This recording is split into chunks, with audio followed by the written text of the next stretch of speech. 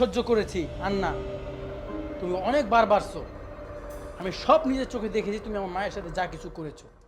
ইসমাইল, তুমি তুমি অফিসে যাওনি? আমরা তোমাকে রেডি করে অফিসের জন্য পাঠিয়ে দিলাম। হ্যাঁ, বেরিয়েছিলাম। অফিসে যাওয়ার জন্য আমি বাসা থেকে বেরিয়েছিলাম, কিন্তু নিচে গিয়ে বুঝতে পেরেছি আমি মোবাইলটা বাসায় রেখে গেছি। তাই মোবাইলটা আমি নিতে আসছি। আর এসে যা দেখলাম, আমি কখনো বুঝতে পারি নাই তুমি এত বড় অভিনেত্রী।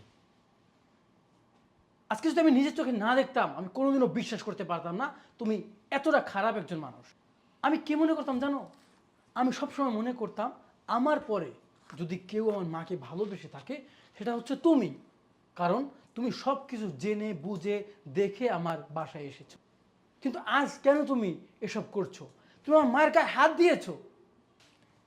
না না ইসমাইল, তুমি ভুল ভাবছো। আমি তোমাকে খাওয়াচ্ছিলাম, আমি ওনার গায়ে কেন হাত তুলবো?